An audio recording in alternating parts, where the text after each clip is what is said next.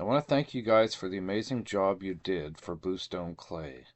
I think Colt did a great job in arranging this, and I think his payment of over 100 pounds of Bamfield Blue Plume Agate was well worth Tell it. us what you got there. This is the Bamfield plume agate that is filled with bugs, drusies. We're finding amethyst floater crystals in here. But you've only got a small bucket load. Yeah, this is just a good start. So here's a good one for you.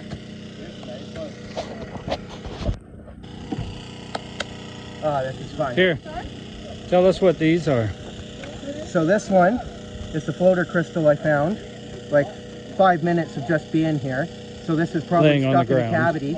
And then this one is an amethyst. Yeah. So we're finding blue agate, quartz floaters up here, amethyst. The list goes on and on. And you're having fun? Oh yeah. Holy What are you guys finding? Oh, nice. Beauty. That's a good one. Well, that's a good one, yeah. Yeah, it is. Great color in Yeah, that, that man. looks solid, actually. So here we're pulling out some, so this one was really interesting. It's probably one of the best pieces we pulled for the fact. This one is a jewelry grade piece of the blue agate. We will be able to cut and polish that, like credit goes to Jesse for finding it, but it's a whole solid nodule. So this is the best of the best that you want. Like, it's small, lapidarians won't think much of it, but to find that on Vancouver Island is something really substantial. Something like this priceless. Once this is cut and polished, I would love to see someone purchase this, appreciate it, like really have a piece of Vancouver Island. This is your stone. Yeah. 100%. Sweet. And who found it?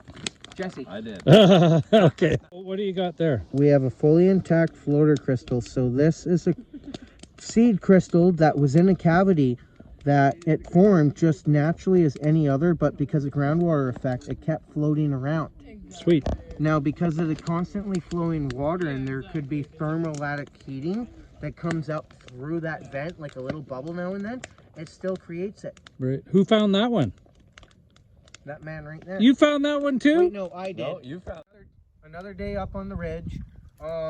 We just got back from a day of mining, but first I was going to go over these quartzites that actually we also find up here. So as you can see, the quartzite up here actually ranges from very soft whites to ones that are infused with garnets. And I had a friend of mine who's a former geologist come out, and we're pretty sure these red streaks are garnets infused in this gold bearing quartzite. So it's going to be really interesting to see this getting sampled, crushed up, refined. The list goes on and on. We're also cutting the quartzite and seeing really good like iron pyrite streaks in it and stuff like this. So in the future, be ready to see things like coasters or even like solid blocks, because carvers would really like this, because this quartzite is actually probably 6 or harder on the most scale. Yeah. And very blue. Completely. The colors are completely vibrant. Like, to go from white to green to like a soft blue to like we're looking at pink here. And this one's really neat. I think it's really hard to give this one a name. I almost want to call it like snowfall quartzite or something.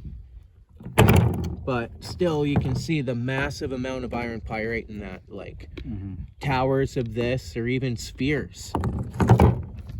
It would be incredible to see. But yeah, great for carving, quarrying, getting it cabbed and slabbed. Like, there's 1001 uses for quartzite of this grade. Yeah. So it should be really interesting what we're going to find this summer. So yeah. And this, let's get into the... Well, this was day one. The first thing we found is a floater seed crystal. So this is a crystal that was in a crystal cavity that basically fell off loose. And he just started floating around, but the conditions are right. He was able to keep growing. And this one is an amethyst that we found. Very light lilac, but still, it's phenomenal to find this on Vancouver Island. And then today, this is day 3, and this is a full section like crystal column. So seeing something like this is amazing. Like,